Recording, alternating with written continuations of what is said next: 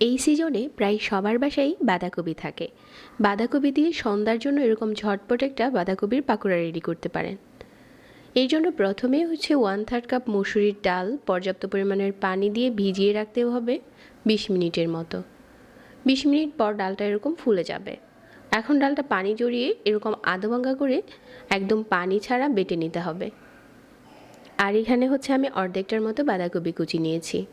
স্বাদ মতো লবণ দিয়ে প্রথমে এই বাঁধাকপি কুচিটা একটু ভালো করে কষলে নরম করে নিচ্ছি। আর বাঁধাকপির মাঝে যে পানিটা আছে ওটা আমরা ফেলে দেব। এরকমভাবে কষলানোর পর একটু পানি উঠেছে, আর এটা আমি একটু চেপে এভাবে করে ফেলে দিচ্ছি। আর এখন এখানে দিয়ে দিচ্ছি 1/2 চা চামচ করে আদা আর রসুন বাটা। যে ডালটা বেটে নিয়েছিলাম ওইটা দিয়ে দিচ্ছি। স্বাদ মতো দিয়ে দিচ্ছি মরিচের গুঁড়া। এটা আপনারা জাল যেরকম খান ওরকম বুঝে দিয়ে দিবেন। তারপর এখানে দিয়ে দিচ্ছি ধনেপাতা কুচি, কাঁচামরিচ কুচি। আর এখানে 1/4 কাপ দিয়ে দিলাম বেসন, আর 5 থেকে 6টার মতো পেঁয়াজ কুচি।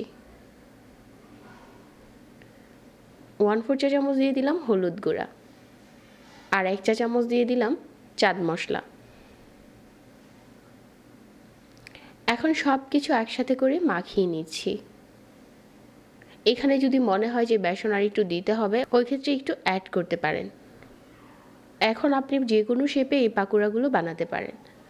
আমি এরকম চ্যাপটা করে বানিয়ে নিচ্ছি, তাহলে খুব তাড়াতাড়ি ফ্রাই হয়ে যাবে। আর অবশ্যই প্রথমে তেলটা ভালো করে গরম করে তারপর পাকোড়াটা ছাড়তে হবে। আর পাকোড়াগুলো ছেড়ে দেওয়ার পর চুলার আঁচ একদম কমিয়ে দিতে হবে। মিডিয়াম আঁচে ভাজলে উপরটা ক্রিস্পি হবে, তা না হলে উপরটা খুব তাড়াতাড়ি কালার চলে আসবে। সবগুলো পাকোড়া দিয়ে দেওয়ার পর এখন চুলার আঁচ একদম কমিয়ে এপাশ ওপাশ করে নাড়িয়ে ফ্রাই করে নিচ্ছি।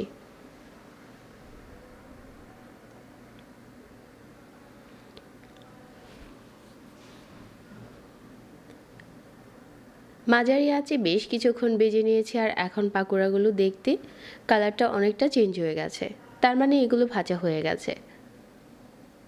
আর ফ্রাইয়ের কাজ অবশ্যই ধৈর্য সহকারে করতে হয়, তাহলে উপরটা পুড়ে না দারুণ একটা কালার আসে।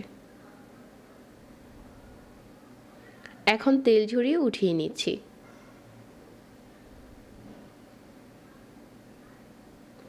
আর এই পাকোড়াটা অনেক বেশি ক্রিস্পি হয়। আমি এটার সাথে মসুরির ডাল অ্যাড করেছি, আপনারা চাইলে শুধু বেসন দিয়ে মাখিয়েও বানিয়ে নিতে পারেন।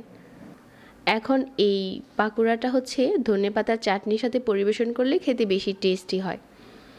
আজকের এই সিম্পল রেসিপিটা আশা করছি সবার ভালো লেগেছে। সন্ধ্যার নাস্তার জন্য এরকম একটা রেসিপি ঝটপট রেডি করতে পারেন।